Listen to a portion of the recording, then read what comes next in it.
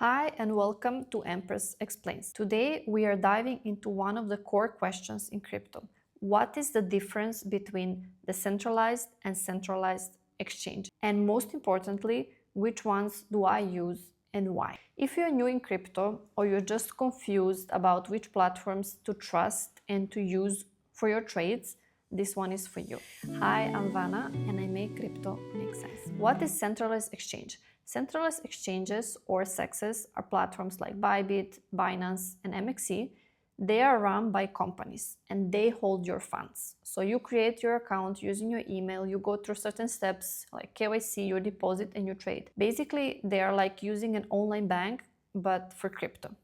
They are super convenient, especially if you're new. They have a clean interface, fast transactions, and often the lowest trading fees. But you don't really own your crypto in centralized exchange. They control the private keys, and if something happens, whether it's a scam or a hack, regulations change or platform issues, you could lose access to all your funds. So I would say it's a trade-off between convenience and control.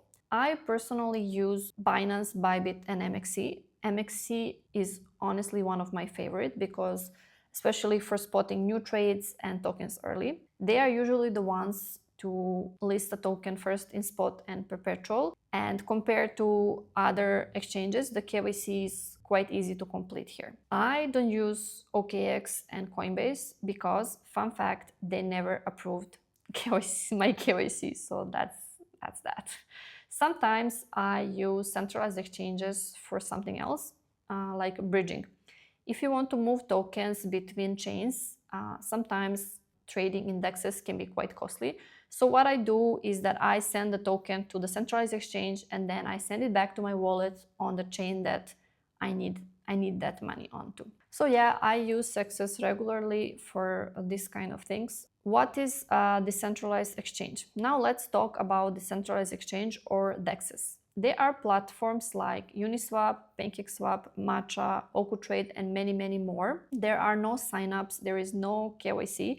You just need to connect your wallet and you can trade directly from the platform. This is peer-to-peer trading. You are in control. You hold your keys and your funds are safe with you and there is no middleman. But what is a downside to DEXs is the interface can be complex, especially for new users. And if something goes wrong, there is no support. If you do something wrong, there is no one who can come and help you. What I use DEX for?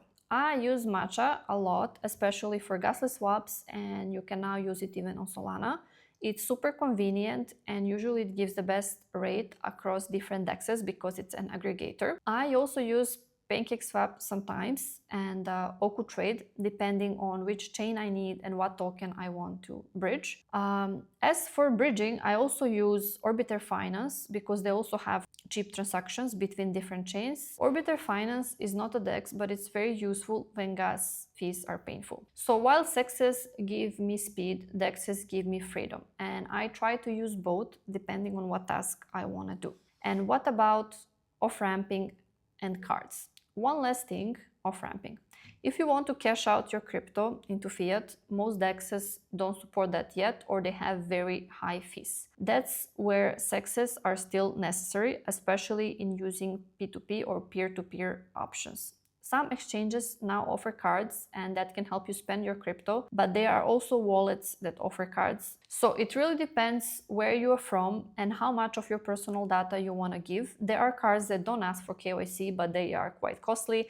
And there are the free ones or cheap ones that ask for KYC. So ultimately, it's up to you, like choosing what works the best for you. For lowest fees and easiest setup for the CEX, I would definitely recommend MXC. They are keeping it very light and very fast. I will leave link to all the exchanges and DEXs that I mentioned in this video. They are my personal recommendations and what I actually use. And this video is not sponsored by any of the mentioned DEX or CEX. To wrap this up, centralized exchanges are great for onboarding. They have fast trading and they have off-ramping. Decentralized exchange give you full control, you have a better privacy and you can trade directly by just connecting your wallet. I personally use both depending on what I need. And you don't have to pick a side, you just have to understand the difference and to choose what suits you the best.